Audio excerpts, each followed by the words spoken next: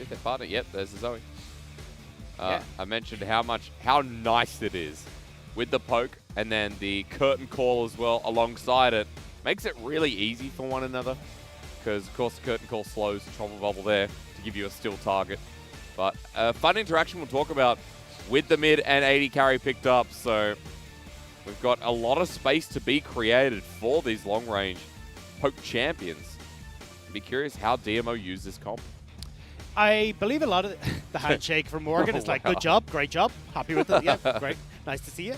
But yeah, I think here for WE, you've got this super heavy engage tool that can be used to get onto DMO. So at least DMO, look, you got the Ornn, but you are playing at this longer range as you talked about, where you're trying to use the Zoe, trying to use the curtain call from the Jhin, and then you've got that speed up to try and finish off the low health members, or at least pick people off.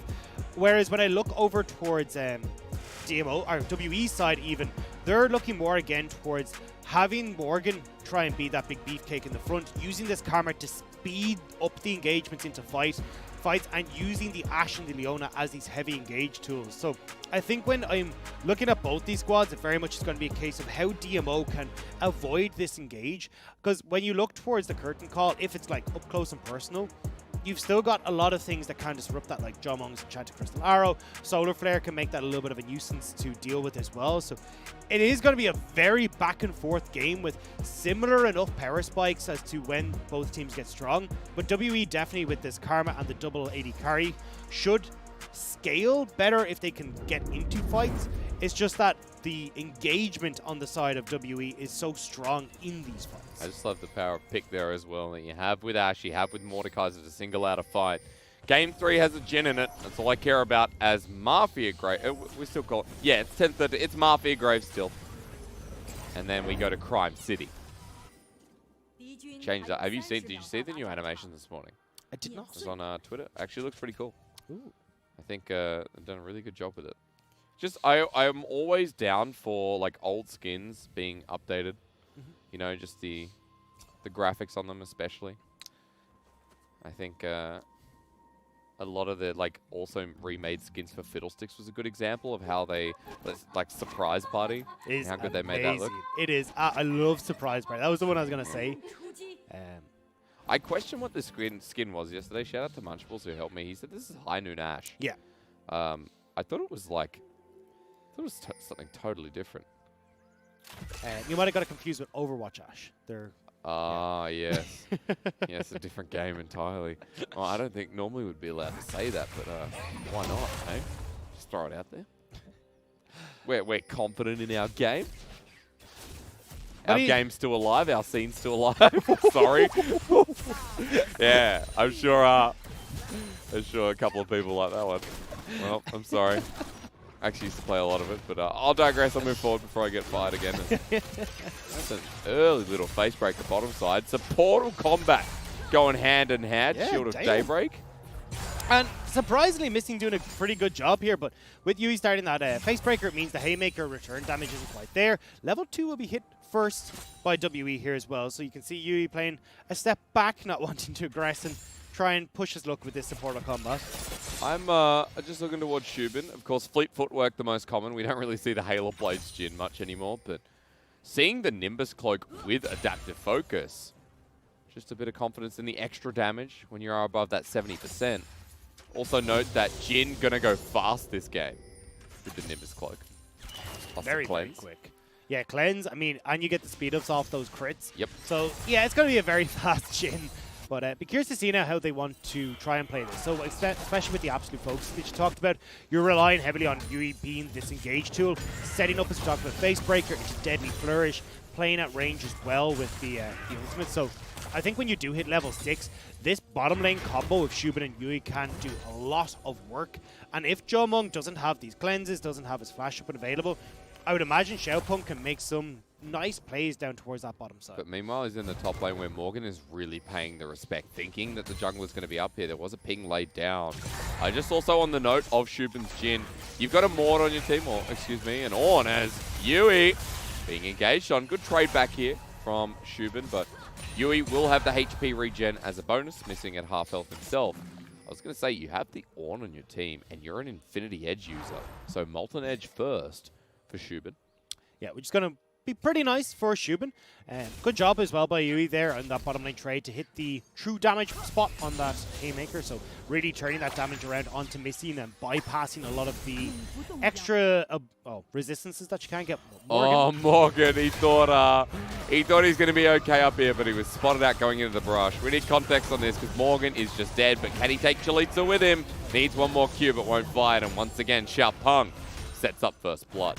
And it is surprising that you see him go towards this top side. Like, in theory, you kind of just leave Chelizi there. He's Ornn. It doesn't really matter if you get him ahead, but having Morgan set behind will work out pretty nice. Now, beishang trying to answer mid.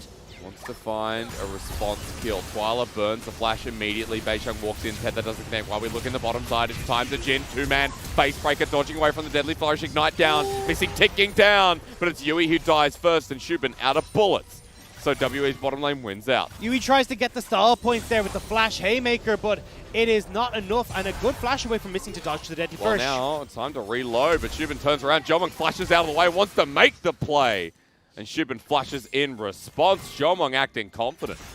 And I mean, xubin is playing with fire here because Jiumeng is feeling it right now. They do get the kill. Still, well, be careful. xubin wants to get that fourth shot. Imagine if he had flash to do it. Uh-oh. Here we go again. Morgan doesn't have ulti. The dive consists of Twila in the mix as beishang hovers around, but this could just be to secure turret plating for Chelizi. As Missing has gone for a bit of a roam, and you know what? Now Twila's caught on out. Shield of Daybreak was used. Teacherma teleports in, flashes in, wants to tether down, and Twila burnt his summoners before. 2 versus 1. Even though it's slow, the damage enough to give Teacherma a kill. A nice roam from Missing off of that play. Doesn't feel the need that he has to get down towards that bottom lane very quickly because Jiumeng had just gone for the recall, and they make that play mid. Now they can shove in and lose Twila a good amount of this CS. Yui will try and hold it, but will get poked underneath if he tries to. Well, WE fighting fire with fire here in the early game with Xiaopeng confidently hovering top. And I have to say, this is much more exciting early game because game 2 was very much about the mistakes top side of WE. But this game, you know, this keeps happening. We've got focus here, Chelizi top side. And good timing from beishang. Xiaopeng's here as well. And you can see Chelizi is going to keep walking forward. He knows he's got Xiaopeng there to help as well. Morgan wanted to try and get some help in pushing that wave out, but won't quite be able to, but that wave will collapse now. And Chelizi does have level 6. You know there's no flash on Teacherma. Potential here to try and make a play mid. See, pings are going down. I do want to talk a lot about the bottom lane, just seeing the Jhin and a new pick in the LPL. But xubin is down CS by about 10. That should be enough when this wave eventually pushes in. He's also down a level, but now catches back up. So not really too much of a CS discrepancy as the Dancing Grenade will help pick that one up. But Jiumeng playing super far forward in this lane. Very aggressive and in the face of the Jhin and Sett. And you can see he's playing a lot of respect towards Ashe in this lane. Going towards that Fairy Charm, give him a bit of more of that mana regen to clear out waves using his abilities, but also looking at those Boots of Swiftness to reduce the slow effectiveness. But we'll need to try and move across here to support Xiaopeng, or this blue buff will just be gone. Xiaopeng making his way down. WE grouping up the Zenith Blade. Yui thought, okay, I'll take them, but that's not the play, and xubin probably upset. I think there might have been a bit of miscounting coming in from Yui there, where he's like, I can take them, this is where we're in an even fight, but Twila's still mid, still 3v4, and looks like beishang once again contesting on towards this blue buff. Xiaopeng did this, but this time it's in his jungle as the Enchanted Arrow was close. He'll secure the blue buff, and now has to walk away. Blast Cone used, and DMO get out with the buff, but the pressure from WE sets up for Dragon. We'll set up for Dragon. We'll also set up for Teacherma in I'd say about 2 minutes time to start making more plays. Because with blue buff going towards Xiaopeng, the push power Teacherma will have when he picks up his own blue means that Twila won't be able to clear these waves as effectively, and you kind of lock Teacherma to start making plays down towards this bottom side. This is another game where Teacherma set up with early kills on the Karma. And what happened in game 1 is he got his 2 items really, really early on. The rest of WE flourished. So do we rinse and repeat? Xiaopeng going to be spotted out doing Rift Herald. Pings are coming up, but it's Yui and Twila who make the move first. Jiumeng's still in this bottom lane, so it looks like no contest will come in from WE. Looking to trade it for turret plate instead on the Ashe. And I think that's the right call here. They were just a bit slow on the move. xubin had already gotten into position. And with no Enchanted Crystal Arrow and Ashe, you're not going to be looking for these engages anytime soon. At least you've got an AD carry who has Swiftness boots first, right? So he's going to be back down after only one bit of turret plating for Jiumeng. And a support. Yeah. They're matching, the Swiftness duo. Yeah. The 180 carry that, you know, obviously doesn't build Berserker Greaves, but, you know, movement speed telegraphs into... Oh, it's been a while since I played Jhin. Is it the attack speed? Because everything translates differently. Yeah. Attack speed turns into movement speed turns into such and such, yada, yada, yada. Yeah. I'm trying to remember off the top of my head. I don't think the attack speed does it. I think it's more the... So your crit turns into more movement speed. Your attack speed turns into more AD. And I don't know. It's the musical chairs of AD carries. All right? Right. I think you just got you covered. I think you just get more movement speed off of your crit, and then when you crit, but also how much crit you have, and then your attack speed turns into more AD. I'm pretty sure that's the combo, you, sir. We'll double check. I could be wrong. It has been a while since we played Jhin, and it's been a while since I read up on his stuff. I mean, it's just been a while since we've seen Jhin in a competitive environment. Again, SMLZ Spring, SMLZ also Summer, but a champion that a lot of the time when it was picked up here in the LPL was very specific compositions. We've seen it paired with something like Morgana as well, like you would with the Caitlyn. But here in this game, alongside the Sett, well, Yui hasn't been doing as well. Early trades in lane that came through and looked pretty decent, but Jiumeng and Missing Synths have found some really big windows in this game. Sitting on a kill, sitting on some momentum here for the whole side of WE. DMO's bottom lane has hit that level 6 point though, where they become super strong. Same as with WE though, obviously you've got those Solar Flares and Enchanted Crystal Arrows up and available, but hang on. Oh no. Oh no. Oh, 16 health. That's sad times all around. But it does mean, again, WE will have control around this bottom side. Makes it very difficult for DMO to try and make these plays happen with Yui, with Xiaopeng coming down as well, because honestly, you want Xiaopeng to have some control over River. I'm surprised xubin's playing this far up with that Enchanted Crystal Arrow available, because he can be jumped on very quickly and burst out massively fast. He's a Jhin, you know what that means. He dances like a flower in the dawn. I'm sorry, my imitations are not very good. I feel like you suffer from the same problem as me with an Irish accent, where it's really difficult to do imitations because the accent kind of finds its way in there whether you want it or not. Top side, Morgan is a Mord. This matchup gets very fun when we start seeing Call to Forge Gods and the Death Realm come out. I'm curious to see where we're going to see this Rift Arrow come out, though, because at the moment it is sitting in the pocket of Xiaopeng. It's about 3/4 of the way done. I imagine he's going to try and get that in towards the likes of Twila or xubin. But at the moment, he's not really having an opportunity to. He's being shoved in pretty consistently, and actually, as I say that, looking to see if he can catch out beishang to stop this pressure coming through from the Graves. Kind of wish you had the Hex Flash, but still has the real Flash. Spotted out in the ward now. And it's a waste of time as the Enchanted Crystal Arrow might turn it around, missing with the Soul Flare, nails him down. TP as well, beishang on top. And WEC say it's our buffet, with Morgan making his way down as well. DMO countered.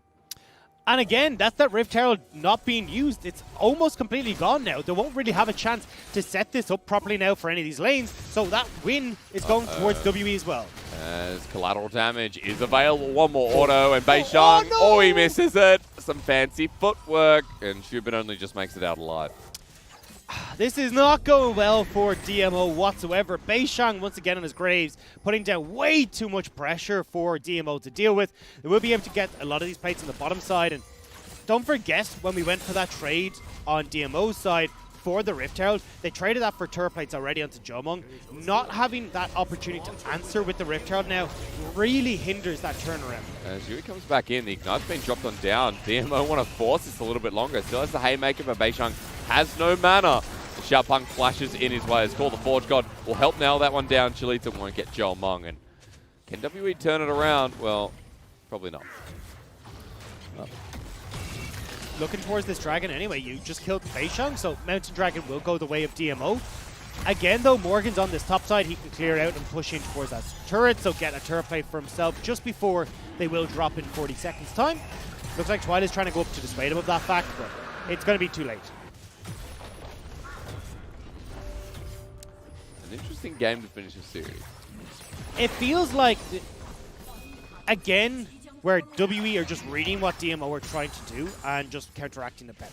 Yeah. And a lot of that is stemming from Xiaopeng is the player that DMO revolve around. I know we've been looking at Xubin looking great, Twila having some moments, Chelizi getting MVP in last game, but everything stems from Xiaopeng setting up these players. And when beishang gets his hands on Graves, and you know how well WE can play to support beishang on these evades and putting pressure onto the enemy jungler, it just nullifies what Xiaopeng is capable of doing, and then DMO as a whole begin to suffer. Curious to see how we go to this mid game because turret plating's just fallen down. We've got next Cloud Dragon coming up, and it's a Cloud Rift. I wish it was like old Cloud because the Jhin would be super happy. Imagine getting all that movement speed. But the other thing is, he uses the curtain call, and remember the Cloud Rift comes in after the channel. Yeah. So he'll shoot all his shots, and then he'll be the fast. The fast. He will literally be the fast. So I'm waiting for that with the Nimbus Cloak Jhin. Yeah, and I mean, look, that's what you kind of want as Jhin, right? Because oftentimes you end up being a little bit behind the play because you've got that curtain call, so having that ability to catch up to the play will be nice and dandy for him. However, WE still in control, still working towards this Rift Herald. You're going to see Morgan coming down towards this side of the map, and unfortunately, with the way that this game is going, it doesn't look like we're going to see particularly much from Xubin, and could be the second time that Jhin has handed an L in summer 2020. We will see. Teacherma almost getting caught out, missing in position as well. DMO still want to go deep into this bottom side jungle. Twila was ready to roam on up while beishang gets a Herald top side, and pings are going down. He's going to get the turret. Gonna put a whole bunch of this play in towards Morgan, who will happily... Actually, I wasn't sure if they're going to use it, but it looks like beishang actually not sure himself if he wants to stay on the map or not, especially with so many members towards mid. It looks like he may try and give a dig out towards that position. All right, missing. It's the portal. These guys love doing this. Jiumeng has arrow. It's brave for missing as well, because, I mean, when I think of Leona versus Sett, Sett is geared to do damage, but missing's like, I don't care. I'm just going to keep battering the shield into Sett's face. beishang back topside though, and our camera's stuck here because beishang has been lingering top for a while now. He has the Herald and might even be able to force the inner turret. Pings are still going down. beishang thinking about it, but actually going to back away. So we will be looking to see if a better Rift Herald usage can come out from beishang than we saw from Xiaopeng earlier on in this game. And I think that, well, it's looking fairly obvious that mid lane is going to be the port of call. Try and shut that one down. You can then have Morgan, who is pretty far ahead of this Ornn, at least from the turret plate he picked up, and then also the gold from that structure as well. So I think they just have Morgan play bot, open up mid lane turret, and then you can start utilizing these extra teleports and stuff that you have on WE side to try and make some more of these plays that have worked for them in game. Karma with 2 items as well. You got the Blade of the King on Jiumeng. It's been sitting there for quite a while. And Xubin also has just picked up Infinity Edge. Luden's on the side of Twila. Because I don't play AD carry enough, seeing the agility cloak still breaks my brain a little bit, where I'm like, Infinity Edge, I was like, no, now builds into deal. You gotta mix that up in your head. True. It's been so long that I've just played with agility cloak building just, into only always IE, right? Yeah. It's kind of crazy. I miss there's no gauntlet in the game anymore, is there? There's Teacherma, heal up, available. It might put him in a bit of trouble. Flashes away. Chelizi gets a searing charge, trying to turn it around, but no one else to help him out, and Xiaopeng walks away. He's been very proactive in this early game. Well, we're looking at Jiumeng with a bit of a gold lead over Xubin. He's got a level lead as well. Jiumeng is currently at 5,400 over Xubin. That's quite massive. That's the extra gold that's been picked up. I feel like he's not 5,400 gold. That's a lot. Maybe that feels my like Chinese needs some work. Maybe that's like, his total gold. That's several. Hang on. I'd imagine that's total gold. Hang on, he might be soon if he picks up this kill. But missing's the one who takes it away. A big pick-off. Catching out Yui, who's not had a good game 3. And now we're going to get this mid lane play. Rift Herald will manage to take open the structure. And then already with that bottom lane turret down, WE are starting to really put their foot down on this game. Talking about Teacherma now picking up with the items that he wants. Even looks like going potentially towards like a Chelizi or a Redemption next to try and help in dissuading or avoiding some of the engage tools that DMO can come in on. And just doubling down, especially with Chelizi, on getting this big engage or running down DMO's composition. as they've been doing so far in this game. Cloud picked up ultimate cooldown on an Ornn would be nice. Not an Ornn, sorry, Mordekaiser. But also, you kind of forget that Karma already has quite a low CD on her ultimate, but at this point in the game, you're not there with the cooldown reduction. Oh, 20, 30, 40. Oh, you're at 40. Okay, sorry, ignore me. It's a different day as... Oh, was clearing out the ward. Yeah, just gets caught out there, and it seems to be an unfortunate couple of missteps from DMO where now at this stage, I was really looking forward to seeing how the comp was going to line up, where as we talked about, you get a decent amount of poke. Their team fight is really strong as well with Yui, Chelizi being able to set up for just simple CC lines that Twila and xubin can play around, but unfortunately that's not really going to be the case anymore, as when we get towards these next few dragons, WE, with the gold lead they have, should be in a pretty good position to engage onto DMO and not give Twila and xubin the room they need to work with their abilities. I'm give them room all game long. I'm curious, just talking about xubin again. Last time we saw Jhin, it was IE into rapid fire. That seems to be the case going again when you have your Zeal conversation about, we just did 1300. Yeah, a lot can come off of those crits, those last auto attacks coming through from Jhin, but yeah, imagine still going to be rapid fire trying to get the utility there. And, you could see him go towards something like a Stormraiser as well in that third item slot, which can still work relatively well, just in providing the slows and adding a bit more utility there. I want to see though how he wants to play around with it, because that's the beauty of the crit items at the moment. Is you've actually got quite a lot of leeway on how you want to get to that 100% crit now. Because I'm still waiting for... You know, when you've seen fast Jhin, it's been like 4 Zeal items or something. Like 3, and you're right, you had the Stormraiser, and it's a lot of fun with fleet footwork. What's his movement speed now when he hits his crit? Let's wait. Okay, 477. We want to get to 600. Okay, that's our goal. We want to see xubin hit 600 movement speed. So you need to put xubin onto WE's comp, so then he's got the karma, and he's got a bunch of these little speed ups, you know? Team. God damn. Then you run like approach velocity as well, so then you get the stuns to come in and you get the speed up. It's just like, let's go. You're right, Jiumeng should have played Jhin. Wrong team, what a disappointment. Yui approaching the brush, xubin kind of aware. Twila's sitting in a side lane. WE have full control on this top side, and with a Karma Ashe and a Graves, the threat of sneaking a Baron always there.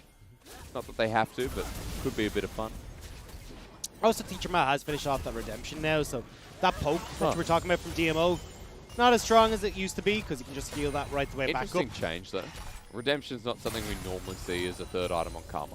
No, but I mean, look at the damage you have on WE between Morgan, beishang, Jiumeng.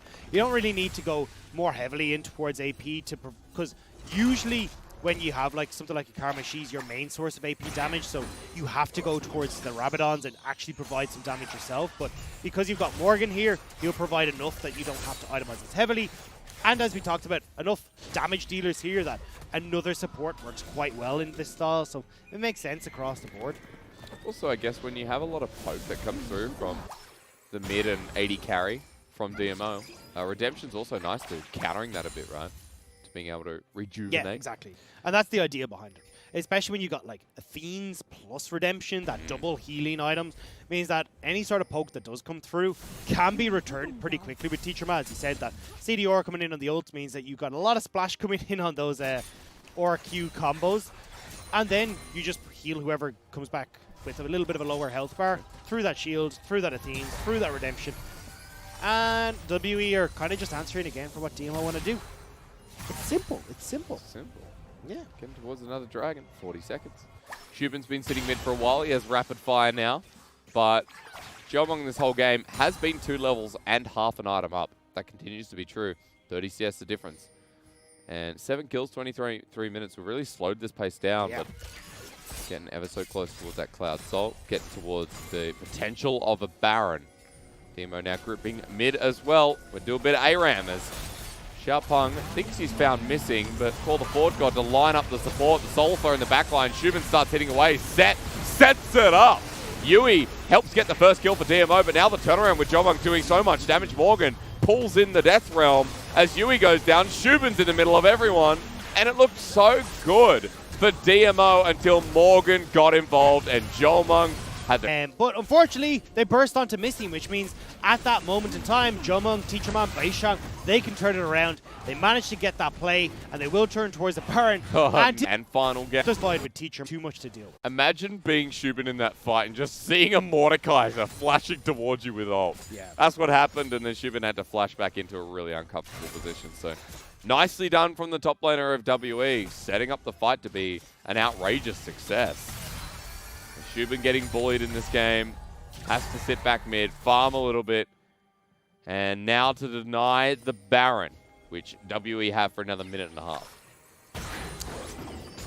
And right now, I'd prefer to see WE looking to group up and force some of these towers, because at the moment when they're super spread out like this, it's fine with like Morgan off in the side lane, but I think beishang trying to spread out at the moment means that they don't really have enough members here to try and crack open these turrets. And even with the burst damage that beishang can offer and follow-up engage that beishang can offer with the ultimate is far more valuable for some of these sieges.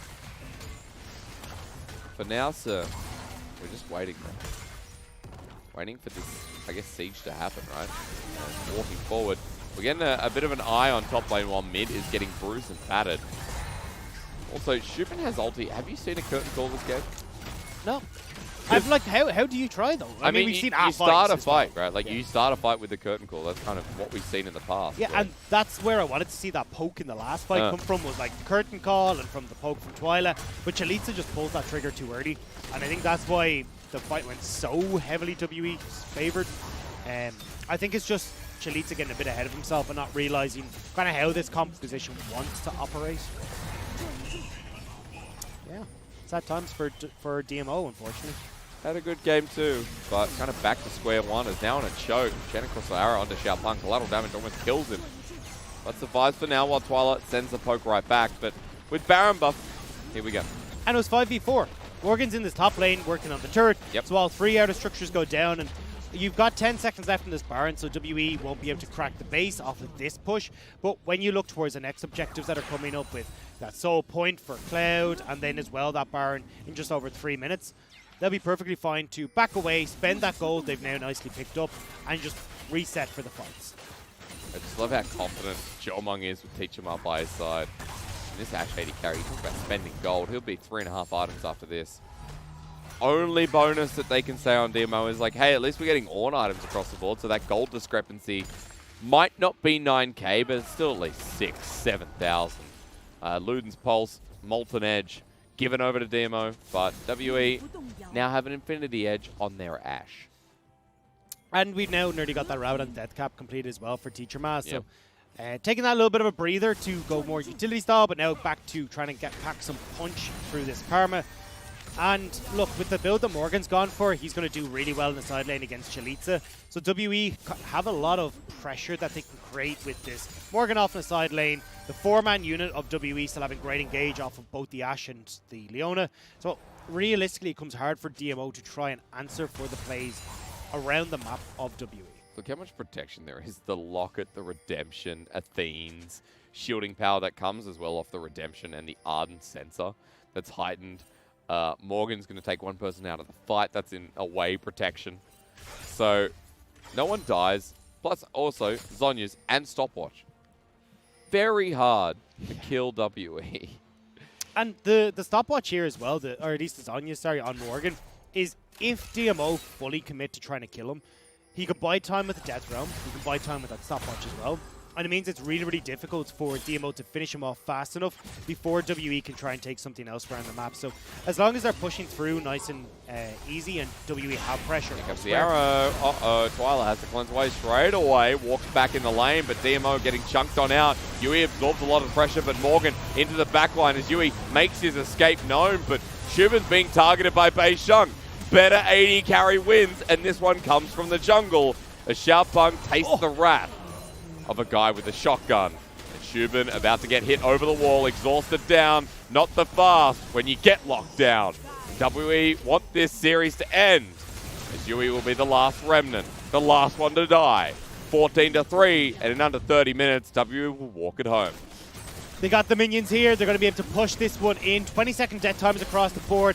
And with those 280 carries, WE will slide on through to the Nexus. At least DMO made WE work for it, but a 2-1, all the same. WE will move to 6-3, up the standings, and continue to be that team where we question where in the top 8 they should sit. We'll definitely have to see where exactly they do end up going, but